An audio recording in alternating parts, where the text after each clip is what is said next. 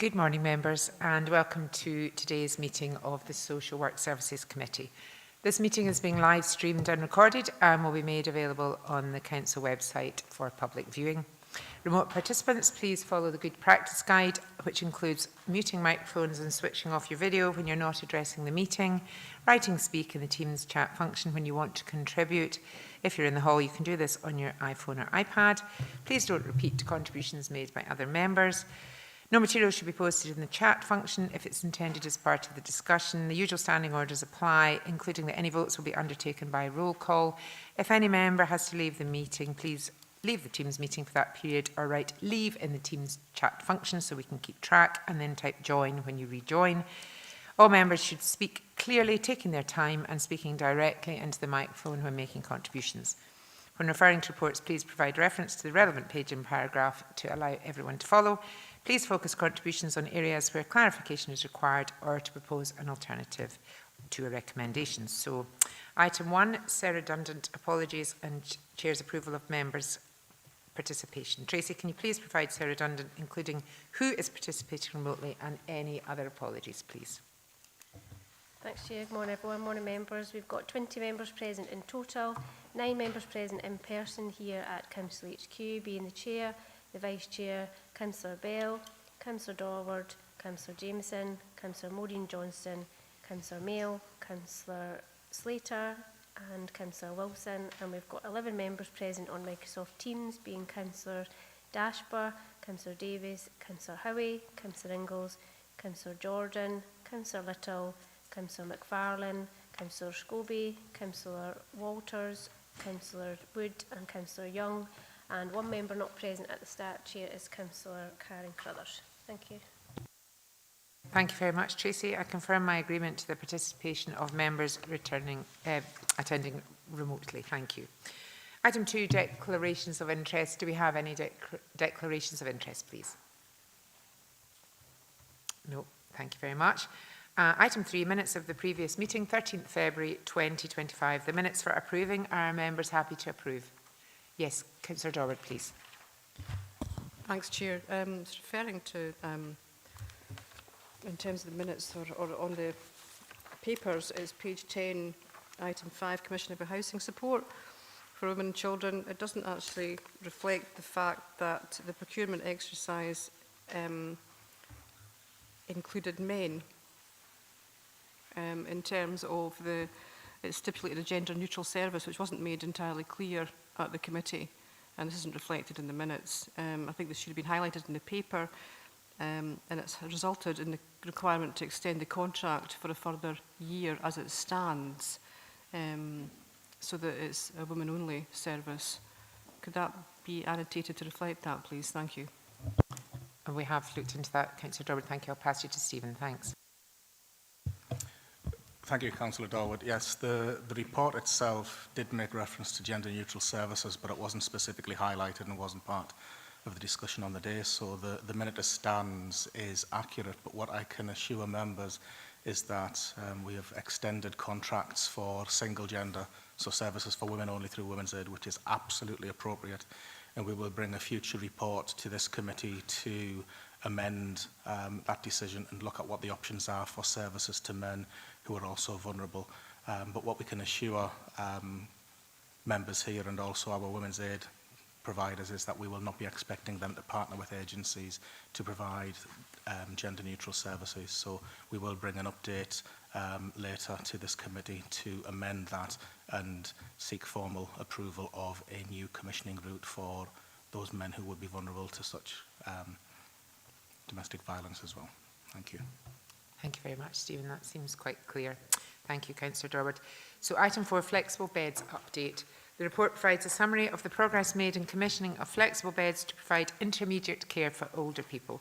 Stephanie Mottram is available to answer questions. Is that correct, Stephen? I think we have Gareth here today to answer questions instead. Thank you.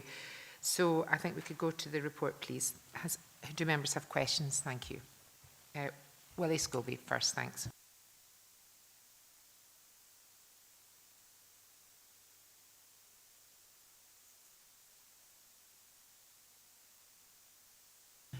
Sorry, members, if I could just come in. Stephanie Mottram, thank you, Stephanie, is here as well.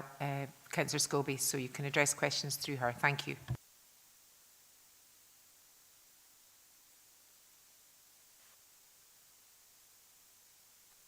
I think you might be on mute, Councillor Scobie.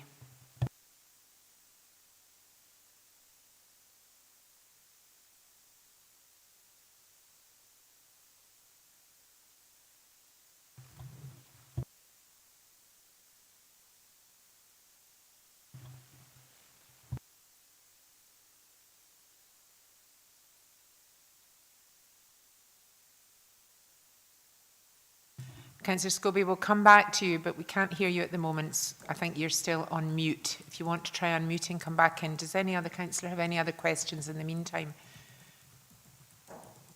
Chair, couldn't you get my mute to come off? That's okay. It's not like you, Councillor Scobie. So if you'd like to come in, thank you. Yeah, I'll switch that one off. Thanks, Chair, for allowing me. And it is correct that Dougie Campbell and I requested a report on the number of flexible beds secured under the Right Care, Right Place arrangement. That was back in February 2025. We did request a report be presented to the full council because this is the primary body that deals with IGB business, and it's not the social work that deals with adult services. So that's why we have asked for that report to be presented at the full council. I'll come back to that in the recommendations. It is important to note that the date of our request for a report was in February, where there were only 20 beds and not 22 as stated. These were highlighted in December and still the same in February, where there were only 2 beds in Wigtonshire and indeed none in the Stewartry. In 4.4, when we look at the update, there are very little change other than numbers, where there still remains only 2 in Wigtonshire out of a possible 9, and 2 in the Stewartry out of a possible 5 beds. So we're well short of what was first muted back when it was under discussion with the public. In 4.1, Chair, it goes on to say positive discussions with care homes, social landlords, but does not stipulate with whom or where these 9 beds are to come from. In 4.1, it refers to the Social Care Financial Recovery Group advising that the number of flexible beds should be paused at 22. Who is this Social Care Financial Recovery Group? And maybe Steph could tell us, and who actually makes up this group. Other question I'll ask us, Steph, is was the council consulted about this issue to pause the number of flexible beds? And if so, who did they consult with on the council? We just wonder, Dougie and I wonders, if we had not requested the report, when were we actually going to be told they had not requested, had we not requested the report?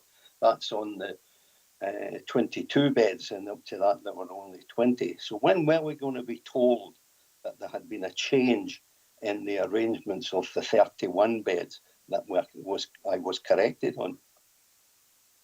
It's a well-known fact that throughout the engagement and the consultation that seemed to go on forever, the people, the public, were telling the IGB that care homes hadn't the capacity to provide these flexible beds, and the very reason that perhaps this is why they're being paused. I'm sure the public must feel vindicated in what they were saying, but the worst of this is that I'm sure they will feel let down, and indeed possibly may have been misled into thinking that this was the way forward to secure beds from the care homes. This has been backed up, and when we look at the care homes, this has been backed up with the Health article in April, in which Dr. Donald McCaskill stated there was a very real fear of the coming weeks. Scotland's care homes industry faces nationwide collapse in 3 months, and I circulated that amongst the members. That's a real fear that we have with our care homes. I'm sure the care homes must feel it as well. All this while delayed discharges continue with the right care, right place and with the right care, right place coming up with this panacea that would deal with the delayed discharges in discharging into care homes. I believe it was to stop the reopening of our cottage hospitals and to try to make up the huge NHS deficit of 33.6 million, and again still leaving the cottage hospitals closed for the use that these flexible beds were meant to be providing. Something I'm pleased to see that Colin Smith and I share in respect of delayed discharges. In terms of over the last 15 years, Colin states that there was some £53 million used, or the cost of £53 million over the 15 years. I did say, Chairman, that I would come back in this because I do believe this report, I did write to you on this very point, and I'm still waiting on a reply, that this report should go to full council for a decision to see what we do with this. But there's a number of questions I've asked in there in terms of who this group was that took this decision and where we consulted on it. And if so, it doesn't feel like a partnership. And we all, Dougie and I wonder, if we hadn't asked for this report, when were we ever going to be told? Maybe that's a question you could answer, Chair. Thank you. Thank you very much, Councillor Scobie. I take on board your points, and as you know, we all wrote as a collective group, bar one group, to the NHS and the IJB last year, but we have had some discussions since, and I know that Stephanie Mottram and Stephen have some answers for you today, and I thank you for bringing the query through the proper officer. So I'll pass you over to Stephen Morgan and then Stephanie, if that's okay. Thank you very much, Councillor Scobie. Councillor Scobie, thank you for the questions, and I'll answer the elements that I can, and then Steph can come in as well. In relation to the group that has said, let's pause at 22 for now, that group is made up of council officers. I chair that group in relation to social work governance, and I provide strong professional advice to colleagues in the partnership. So it also includes senior managers from the partnership's leadership group as well, and also includes the council's chief finance officer. And we pulled that group together because of the significant projected overspend of £14 million in the current financial year on adult social work and social care. We are looking at all possible options to bring that budget back in line. And therefore it was that group, and council officers were consulted. The direction from the IJB in relation to the 31 beds is to the council to provide those beds should budget be available. Given the significant shift in the fiscal position, we've said that a pause will be most appropriate, and we can look at the impact and the value of those beds. What I can assure committee today, though, is the physical beds across the care homes in Dumfries and Galloway exist, and they are still there to be utilised. The change here is that we are not paying upfront for beds, but we will still spot purchase where the demand is required. So in relation to who sits on that group, where the council consulted, I hopefully have explained and answered that question. If it's okay with you, Chair, I could invite Stephanie to add anything that she may see fit. Yes, thank you, Stephen. Thank you, Stephanie. Thank you, Chair. So can I just clarify that point 1 in the reason for the report states 33 beds, which is incorrect. It should read 31. So I just want to be clear that it's 31 and not 33. So as you know, there's the IJB set the direction in September 23 for 31 flexible beds. The report is very open and transparent in terms of the current position, and we have throughout the period of time in relation to the flexible beds have provided information that has been open and transparent in terms of the current position. This was always going to be a moving feast in terms of the care home sector and expressions of interest from the care homes in relation to flexible beds. However, I think we need to take some positives away in the sense that we have 22 beds commissioned, and we have further expressions of interest from care homes. So in relation to Councillor Scobie's statement in relation to the care home sector, what we are now starting to see is the care home sector expressing interest in becoming flexible bed providers for the future. As Stephen, as Chief Social Work Officer, has outlined, the direction was issued subject to budget provision being identified and being made available. So following the budget outcome in March 2025, whereby there was no investment for adult social care made by elected members, I think the Financial Recovery Group has made the appropriate stance by pausing to have a look at this in relation to the fiscal position. However, it's still our vision to reach the 31, which was outlined in Right Care, Right Place strategy. The Right Care, Right Place strategy was not a strategy developed just in terms of supporting people delays in hospital. The Right Care, Right Place strategy is a whole system strategy, and we mustn't forget that. People delayed in hospital is one element of that, but there are other factors to be taken into consideration, which the social care vision and piece of work will hopefully address in the future. What we have done, and quite rightly has been outlined, there are gaps in terms of where these flexible beds are placed, but what we have understood in terms of the work that's been undertaken to date, that we can release some beds in the Dumfries Nithsdale area to then potentially place them in the west of the region. Now, up until March 2025, we were on track for 27 beds. With the west of the region, and not forgetting the west of the region is Stewartry and Wigtonshire. It's not just about Wigtonshire, it does include Stewartry as well.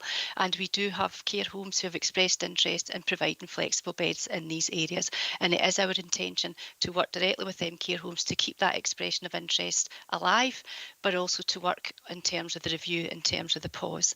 So the next steps in relation to the beds are that we will look at the reconfiguration in the west of the region, particularly in the Mackers area. We will introduce the standing operating procedure with the GP practices, which commences in April, for support for the beds. We also have care homes that have expressed interest for future developments in areas and wings that are unused, and a formal review will be undertaken to assess the impact. This will afford us the opportunity to allow the model to run at 22, with the reconfiguration in place to make sure that there's a spread of beds across the region, as opposed to having the majority of beds in the east, and particularly centred around Dumfries and Nithsdale. So this is a moving feast. We have always been upfront about that. And the current position is outlined in the paper. It's just an unfortunate position in terms of the fiscal position that has led us to the pause. But it is our intention to continue to work on this flexible bed model as the model of support for the future. And we also need to think about further on in the future about the care home strategy in terms of the social work vision and piece, but also think about if care homes is the appropriate placements for people in the future, and start to focus our energy round about housing and sheltered housing, and maximising what we can in terms of housing developments so people can remain in their homely setting. Thank you, Stephanie. I think it's given us more clarity, certainly as a committee, but we're interested to see what other members say. It is a moving feast, as you've said, and you're working around these budgets. So, we're looking at cases that we all receive individually. I'll let Councillor Ingalls in first, and then yourself, Councillor Scobie, if that's okay. Thanks. Councillor Ingalls, please. Thank you, Chair. Good morning, members. It's a question on page 14, 4.3. There's a statement there. It says a good number of care homes did express an interest. It would be interesting to know just exactly out of how many care homes did actually express an interest for these beds, given, you know, we're 18 months down the line from this project starting. So just to get a wee bit of clarity on how many actually expressed an interest. It is a concern that within the Machers, the original target was 6, and so far we've confirmed 1 with a possibility of another one later this year. Machers is quite a big area, so, and for a target of 6 to hit 1, nearly 2, it's not a great result. So if I could get that clarity on numbers, if that's possible, Chair, thank you. Thank you, Councillor Ingalls. Stephanie, are you okay to come back in? Thanks. Yeah, so to date there's been 29 expressions of interest in terms of the beds. As I say, we got to the 22, brought them online with the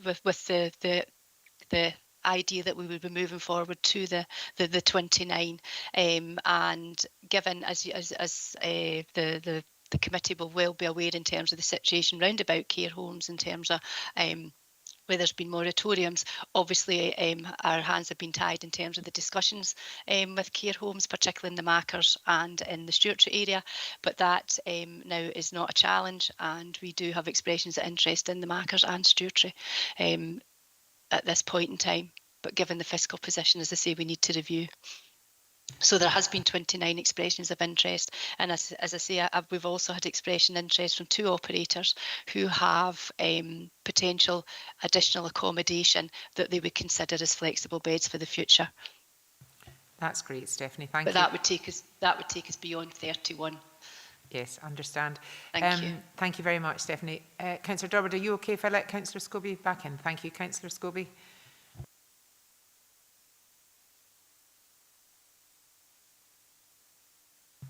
Oh, I think you might have be on pause, Councillor Scobie. So I'll let Councillor Dorbert come in first, and then we'll try you again in a few minutes. Thanks. Councillor Dorbert, please. Thank you, Chair. Good morning, members, formally. I've got a statement of connection. I'm a voting member on the IGB, but I don't think that prevents me speaking to this paper. It's interesting that Councillors Scobie and Campbell have asked for this report, as I know there's to be an update in September, which I'm sure part of that will come back to this committee for review. So that's good. And there is a paucity even in care home provision in the West. That's because there isn't any care homes, because most of the care homes are run by the private sector for profit, and it's not a profitable place to put care homes in the west of the region. So I think that's something that needs to be stated. And from that perspective, both social work services and the NHS, acting as the Health and Social Care Partnership, are working with one hand tied behind their back, because they can ask, but they can't make care homes take flexible beds. And I think that's something that hasn't been said yet by Councillor Scobie. I totally respect his frustration and totally understand why he's brought this. Him and Councillor Campbell have brought this. But there's not a great deal you can do unless care homes are willing to participate. And some have and some haven't for their own reasons. And we know that the private sector, their main thing is to make a profit for shareholders. It's not, that they're not just there for that, but that's one of their big things, is to make profit for the shareholders. And every single care home in Dumfries and Galloway is private sector. I think we've done a reasonable job of addressing here and now in terms of flexible beds. And it's interesting that 5 in Dumfries are going to permanent beds, because residents want permanent beds, not flexible beds. And that's an element of choice there as well. But that's surprising. This has been trialled and it's in train and it's working reasonably well. But yeah, Councillor Scobie's right. It hasn't solved the problem of delayed discharge. It needs something much, much more innovative, creative, probably a massive increase of funding, which we're not going to get. You've mentioned that a number of times, Chair. There's no money. We've already wasted, or the Scottish Government's wasted 30 million on National Care Service that isn't coming to fruition. We've lost nearly 200,000 bed days in the region since 2015. All these things can be, reiterated, but I think it's difficult. I think we need to recognise that, but we also need to look at the here and now, which is relevant, and thanks, Steph, for the update. Everybody's doing what they can with what they have, with the resources that are available, but it's not good enough, because it's not going to resolve the problem. We're looking at potentially, I know that Stephen and Nicole Hamlet are coming round the groups on Monday to talk about health and social care and the challenges that we face there. and hopefully a paper will come to this committee about that, the next committee, because that's massive. It's looking for a bigger vision somewhere, but that vision is really like restricted because we don't have any money, we don't have funding, and we're having to make massive cuts. I think Councillor Scobie's already iterated what they are. I mean, I think the health board's 56 million, and we know what we have to make. We've got 34 million of cuts to make in the council, and I wouldn't call them savings, I call them cuts now, because that's what they are. We're now impacting on really, really vulnerable people and services. So whilst I respect Councillor Scobie's perspective, I don't think this needs to go to full council. I think it's something that can be addressed via the groups that are there already. A report will come back to social work, but I do think, on the other hand, we need something radical, innovative, creative in terms of what we're about to face, the abyss of what we're facing in terms of funding and cuts to services for extremely vulnerable people. And perhaps we need to look at something similar in terms of the council taking over some care facilities, maybe not. And I know there's no money. How do you do that? How do you make that happen? Given that we're working with the NHS, working in Health and Social Care Partnership, I don't know. It's a sort of a vain sort of fling out there and see if anybody pick that one up and run with it for long term, because we gave away our care homes a number of decades ago, and I think we're paying the price for it now. Thank you. Thank you very much. Councillor Durward, are you okay to come back in on that, Stephanie, to give Councillor Durward some feedback on her viewpoints? Thank you. Yes, thank you. And I too, you know, like the committee, I mean, there is frustrations because this is a model, a care and support that we want to test fully to our best ability, but we have been up against it for various factors throughout the past 12-18 months. I do want to reassure the committee though that we absolutely, and in terms of Councillor Scobie and Councillor Campbell, we're more than aware in terms of the west of the region and that need, and we do want to address that, and we will do everything we can to make sure we can bring online some beds in the west of the region. We do have 3 intended for Newton Stewart, and we have 3 intended for Stewartry, which brings us up to further up to the total to the 31 in what was expressed at the beginning, a right care, right place. The other thing to know, I think, is just, I think, to give reassurance as well about the use of the beds in the model. I know there'll be a fear out there that we're using these beds just to address delayed discharges, but that's not actually what's happening. So there's been 51 people admitted to the flexible beds between October and the end of February. 13 of them were stepped down from hospital, 7 were step up from the community, 3 were palliative care, and 28 were respite for admission avoidance. 52 people, there were 103 referrals, but 52 of these people did not meet the criteria. So that will be where we have been able to hold the line and say we're not utilising these resources for people that are delayed in hospital, that we are trying to use them appropriately in terms of what the right care, right place outlined. But it is our intention to continue to work on that waste model, absolutely. Thank you very much, Stephanie. Now, committee, we've lost Councillor Scobie at the moment, so we're going to go to Councillor Slater, please.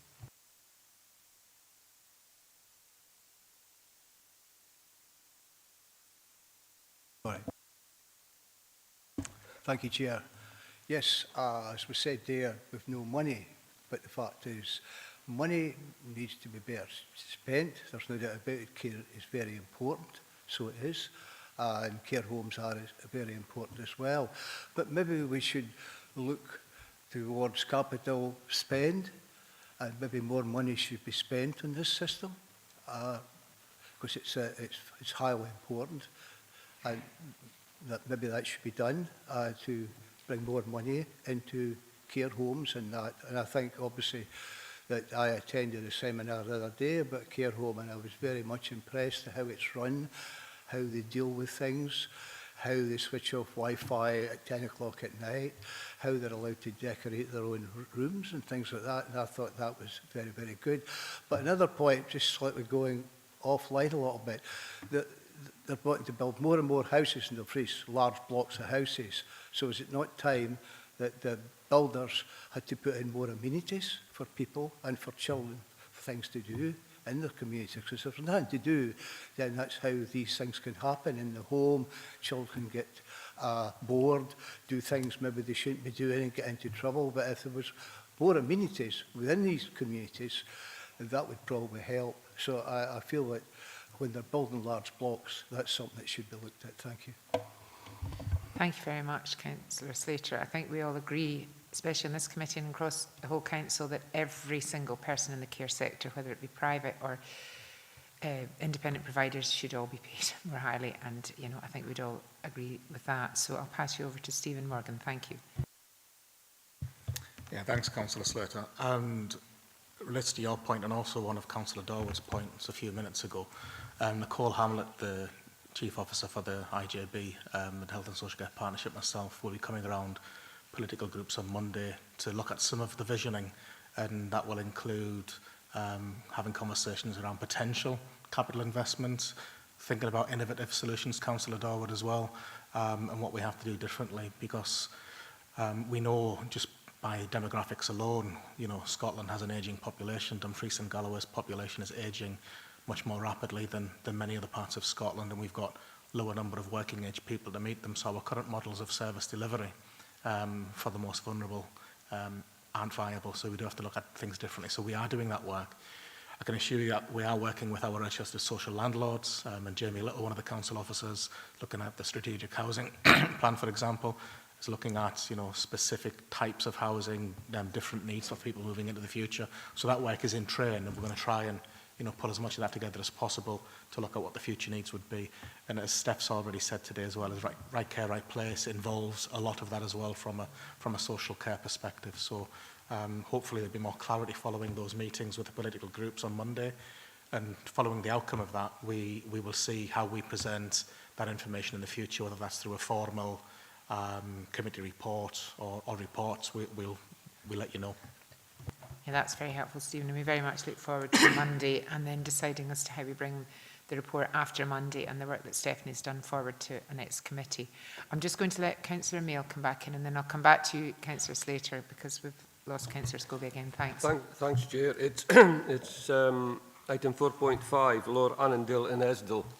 And I see what is probably a major problem there, because if I'm right, we only have one care home with a room for 19 people, so to get any system in that, I think, will be difficult. The question is, where do cottage hospitals fit into this? Because obviously in Esdale we have a cottage hospital that is generally full. Is that just not in the report, or does that no figure within what we're trying to do here? Because I mean, what we have also lost is the scheme for 35 sheltered and extra sheltered houses in Esdale with Lorburn. I mean, that scheme is now gone, scrapped. So the problems that I see arising in Lower Annandale and Esdale are quite severe, and they just seem to be hardly touched on in here. So really, does things like cottage hospitals fit within this? Because the Thomas Hope Hospital, obviously in Langham, is full always, and I'm hoping it is being used. But there's also, I think, room there for it to be further advanced and more beds to be put in there. Yeah, thank you, Councillor Mail. We do listen closely to what you're saying and take it on board. Stephanie, are you able to come back in on Councillor Mail's points? Thanks. Thank you. And Councillor, absolutely, in terms of the specific issues, and it's not we've not specifically went into any further detail in terms of the wider Right Care Right Place programme in this paper, because the ask was round about the flexible beds. But absolutely, the flexible beds complement the cottage hospital beds, complement care at home services, complement the wider system. And what we now need to do is now that we are moving forward with the flexible beds model at this point, we also need to understand our cottage hospital complement and what that means for the future, and how we are utilising our cottage hospitals, and in particular where you've emphasised for the Langham region where we don't have care homes, we've lost the opportunity with the housing.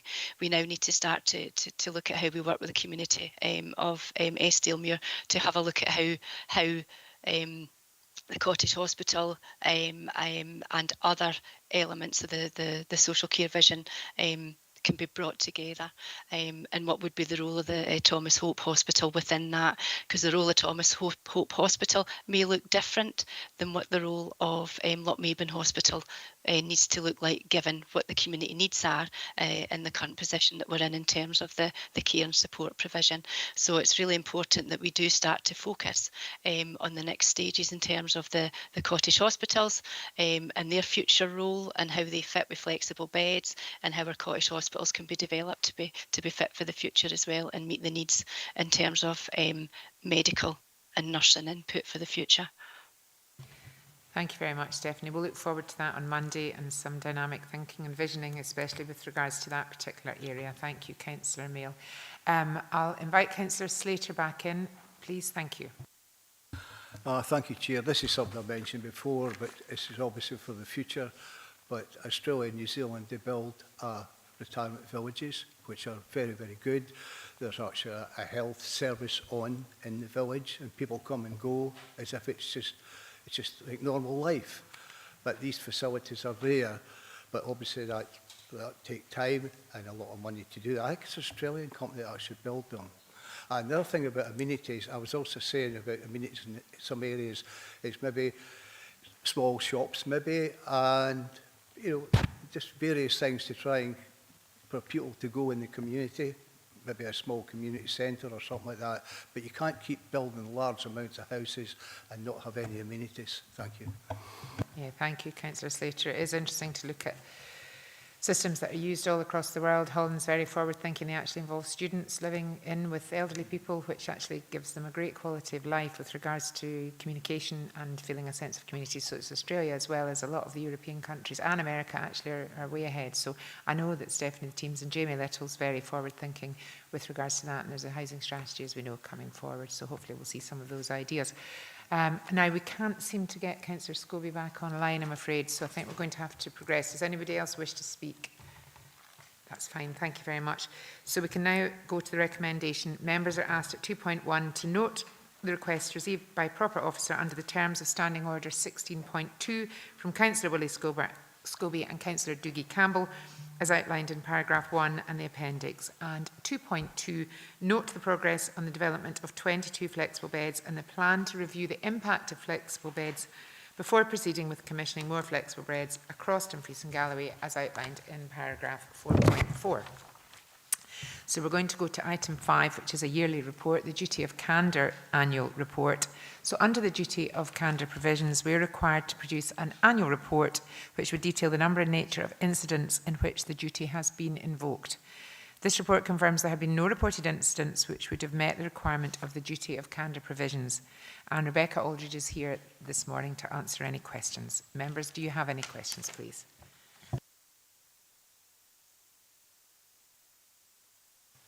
No, that's great, members, thank you. So we can now go to the recommendations. Members are asked to note the outcome of the annual reporting requirements in respect to the provisions of Duty of Candour as set out in the Health, Tobacco, Nicotine, etc. and Care Scotland Act of 2016.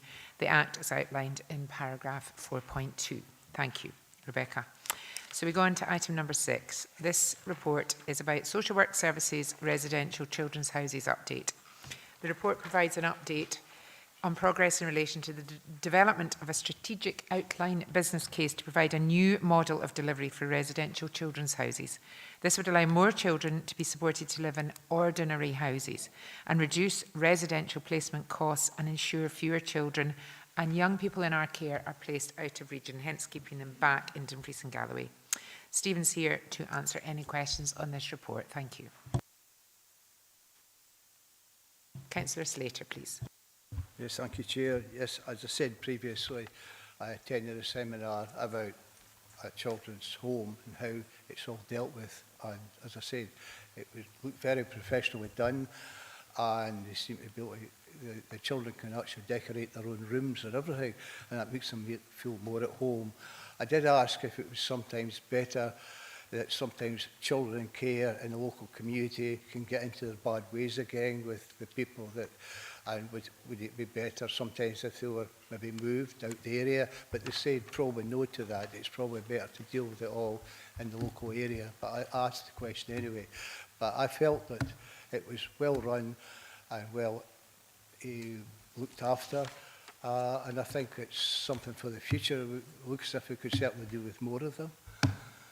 So that's really what I have to say really about that, but it was good experience. Thank you. That's great, Councillor Slater. Thank you very much for updating us on that, and I'm glad you found it useful. I don't think you have a question there, but thank you for your comments. We've taken that on board. Councillor Dorward, please. Thank you, Chair. Thanks for the report. It's really good to see work progressing on this. And this is not about staff. It's more about capacity and concerns. This issue was raised in December 2023. We are still not at a point of having a report coming to committee. Now, this is not criticism of staff at all, so please don't think it is. It's more about capacity and ability to do this within the staff that you have, because you have mentioned in social work services that there is sometimes gaps in service provision in terms of staffing, and that's concerning when we have urgent things to bring to committee. So it's not about staff's ability, it's not about what they can or can't do, it's about capacity in the directorate. And I think that has to be addressed when we're waiting 16 months for a report to come back to committee. Nothing to do with the staff. I don't have to emphasise that anymore, but sometimes it comes back at us. We say we're complaining about staff. We're not. We're complaining about capacity and ability to get things done, because there's so much going on in social work at the moment that there's a number of different priorities. I think it's challenging. So that would be something. So we really need, I appreciate it's challenging. You want to get it right. Of course, we all want to get this right for our most vulnerable young people and children. But at 4.1.1, 4.1.3, you're talking about the process that this has to go through, the gateway process, which is great because that's about governance and scrutiny and everything. But what are the timescales for this? Because what we've got are timescales for a report coming to committee in June 2025, which is great, an outline business case. Thereafter, what's the timeline for the gateway process, the gateway enabling process, and the required related committees sign off? Because it has to go to E&I, it might have to go to other committees, I don't know, it might have to go to full council, who knows. Can we get something in, I'm not asking for that answer right now, that's a bit challenging, in the June report that outlines that, because that could be another 18 months, 16 months, which is horrendous when you think about where we are and what we're trying to do, coupled with the fact we're trying to get it right, but that's 3 years, potentially. That's not good enough when this is urgent, isn't it? And it's about, for me, it's primarily about welfare of children and young people. I know that for all of us now, it's also about finance, because we're spending £8 million a year on very few people, but that shouldn't be the driver. It should be about the welfare of young people and children. And I think that if there's any way we can speed this up, if the administration could look to speeding this up, look to increasing capacity, anything like that, it would be really useful, because it is about children and young people's welfare and finances. We're all concerned with finances at the moment, but I think that's the primary thing. So that's one issue. The other side of that is 4.3 on page 4, contract management. A very brief question on that that might be answerable. How far is work on this being done? Has it resulted in any cost savings, alternative provision and improved compliance? Thank you. Yeah, you make some very salient points, Councillor Dorward. So I think you've got two major questions there, and I'll pass to Stephen because he has some updates. Thank you. If I can start with the final question first, if that's okay, Councillor Dorward, because that's the more straightforward one. So in terms of contract compliance, we have always had individual placement agreements for all children who move into placements that we don't operate ourselves, and they are largely set by Scotland Excel. The individual placement agreement then includes information about individual children. What we do with that is we attach the children's plan, which gives us specific information about the child in the background. And the reason we do it that way is because the child's plan is really quite dynamic, whereas the contractual position is more set. And we've done a lot of work with our own staff. We brought a commissioning strategy to this committee that was approved 2 committees-ish ago.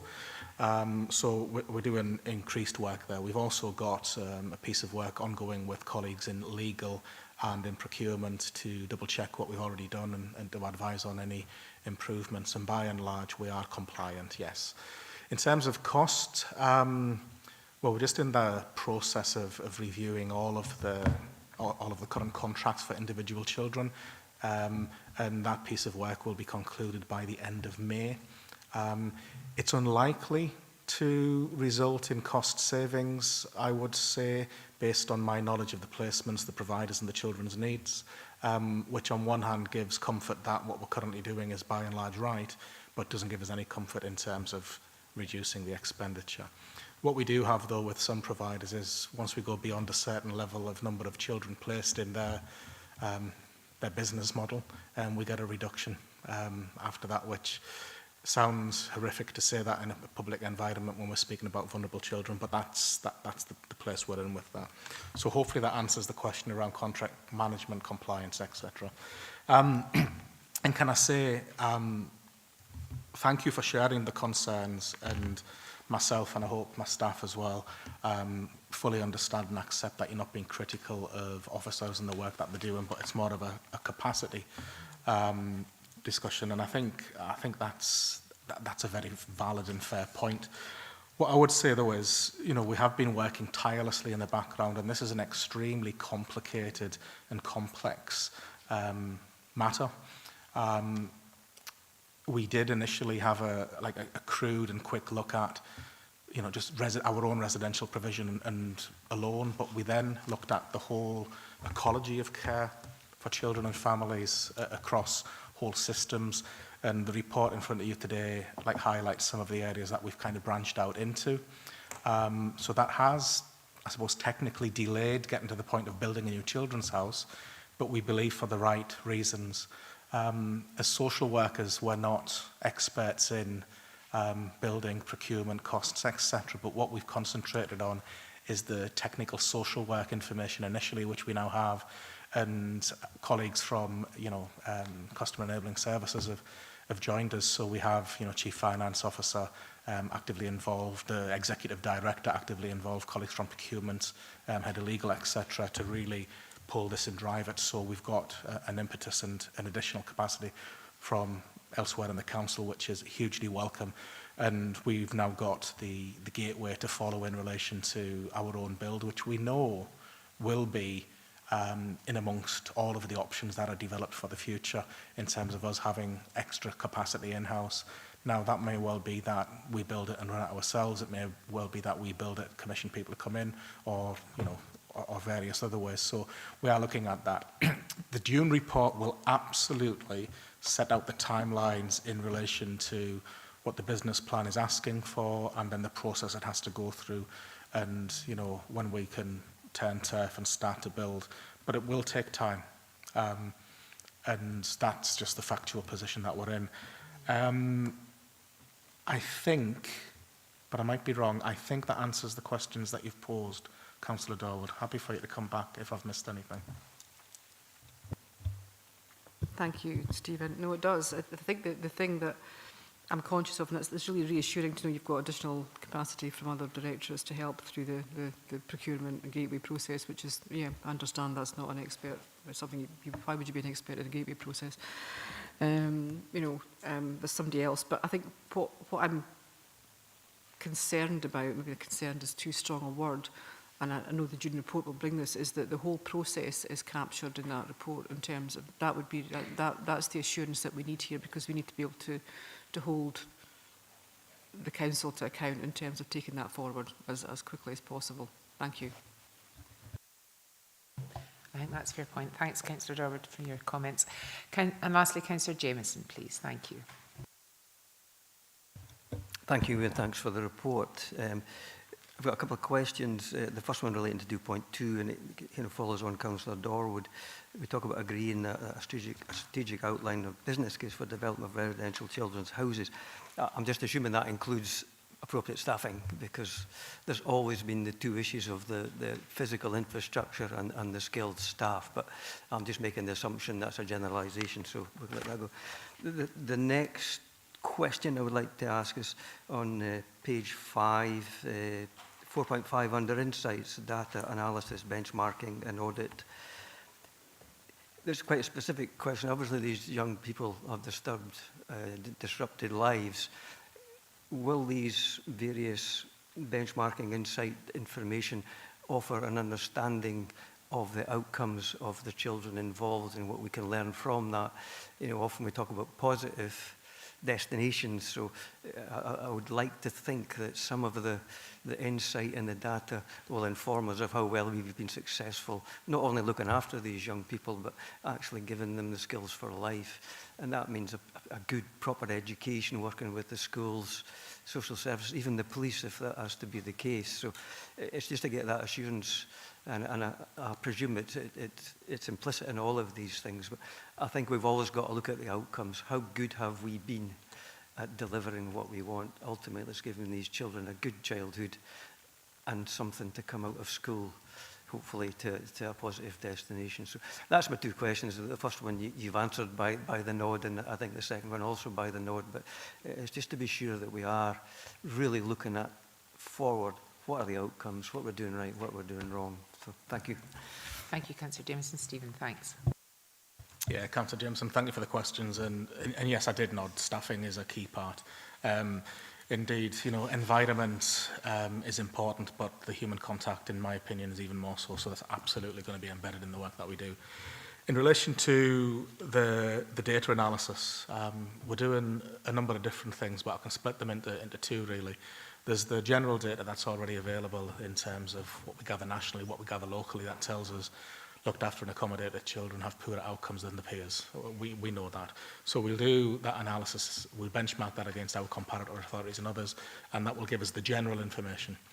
But alongside that, we're also doing specific insights into the individual children, anonymised, to look at the reasons why they had to come into care, whether that's health, education, social, etc. So that pre-placement, and then also looking at whether their outcomes improved during placement and what their outcomes were post-placement as well. So that should give us some really rich information about what do we need to do in terms of the ecology of care, the whole system, to improve things with our partners, to make sure that when we develop our own and we commission for individual children or groups of children, when I say groups of children, I mean if we commission a house from somebody else, that we get it right in that space, and then the research would tell us that if we do those bits properly, less children will come through, but importantly, they'll have better outcomes at the end of it. But that is, like I said, a whole systems approach. So the insights, that's not just about the benchmark and the data that's gathered, but it's looking at the specific experiences of the children that have recently been in and come out of care, and also those that are currently there as well. Thank you very much, Stephen. And Councillor Slater, lastly, thank you. Yes, thank you, Chair. Just, I suppose it's a question, really. There seems to be a large number of children being brought into care every day. It's 170 something a day in this, not here in the country, I believe, into care.